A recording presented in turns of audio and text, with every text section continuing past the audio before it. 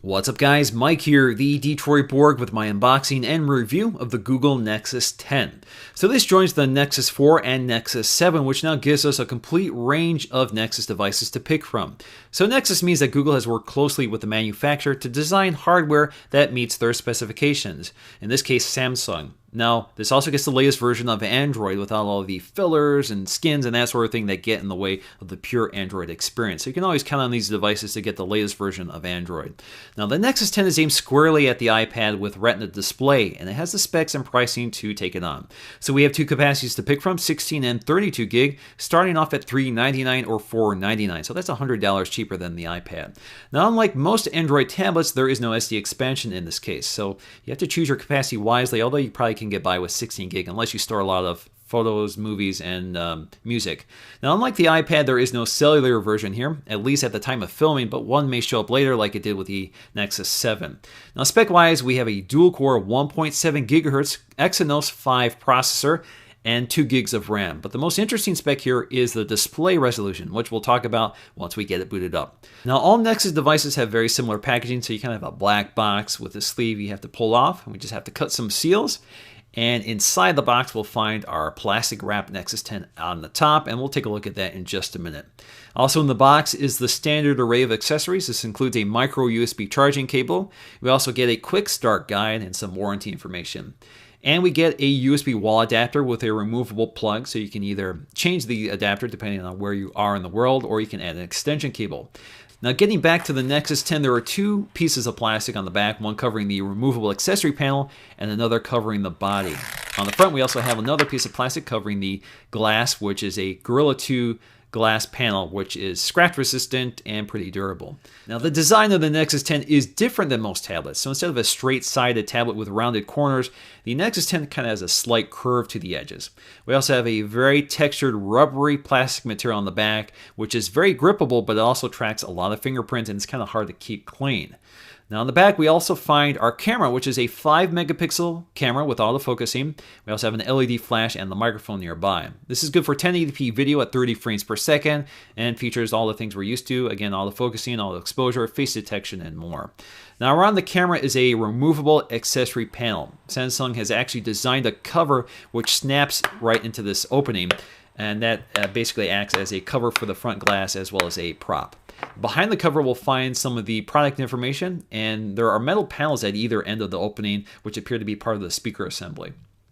Now, along the front, we'll find our display flanked by a large set of stereo speakers, which face the user. This makes for one of the best sounding tablets I've used.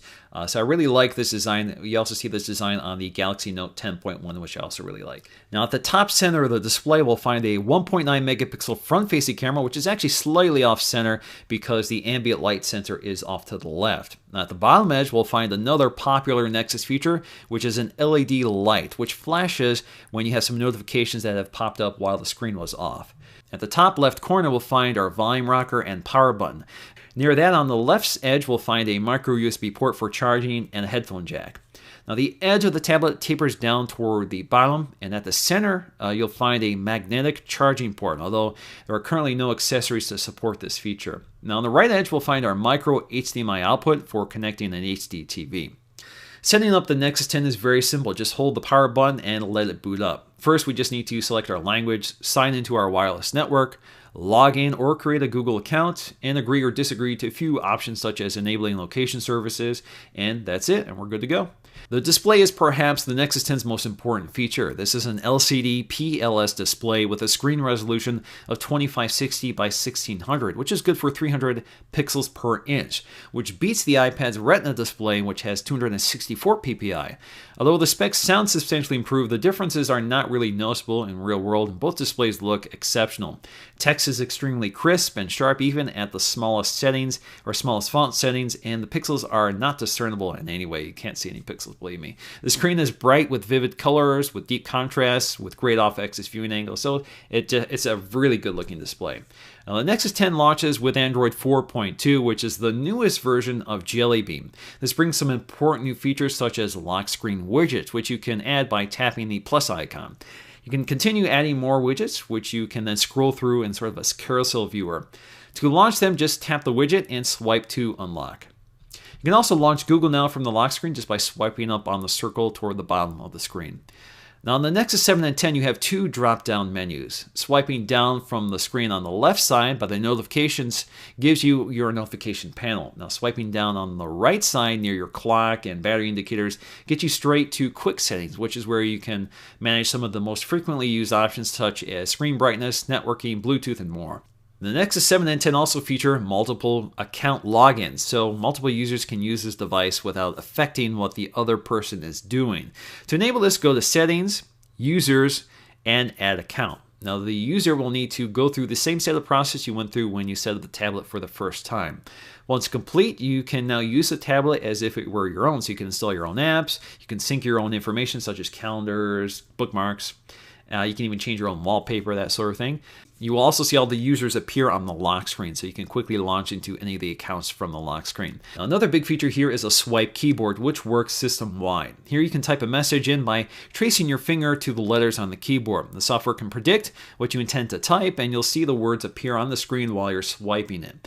It works extremely well, although this feature makes less sense on a two-handed tablet, and I kind of wish Google had integrated a thumb keyboard like the iPad or even the Galaxy Note 10.1 from Samsung. The Camera UI app has also been completely redesigned, so you kind of have a new tap to focus animation. So you'll see these little green indicators let you know when the image is in focus. You also have pinch to zoom with additional UI information. You can also tap anywhere on the screen to bring up your settings and to quickly toggle through them, such as launching HDR, changing your cameras, modifying the flash settings, exposure, etc. We also have the new sphere mode, which allows you to take a 360-degree panorama. I've already done this demo on the Nexus 4, and the principles are the same. The camera uses the gyroscope and accelerometer to coach you through the process. So basically, you line up the camera with these blue dots in real time. The camera will take the photos for you, and once you're done, they will knit them together and color correct them and white balance them and everything like that. And you can now scroll through it in your gallery. So it works actually pretty well. Now in terms of camera performance, quality is pretty good for a tablet. So it's right up there with the iPad, for example, but it's really nice to have an LED flash, especially for stills.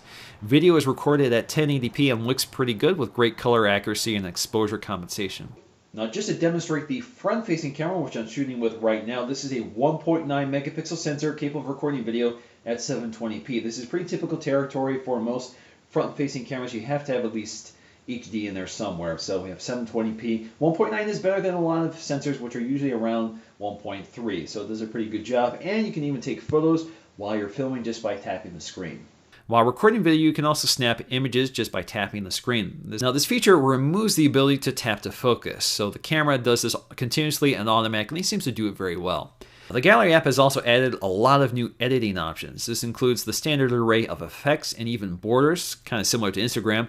We also have cropping, rotation, straightening, and mirroring. We even have tons of color correction options that in many ways resemble a full-fledged photo editing app right in the system.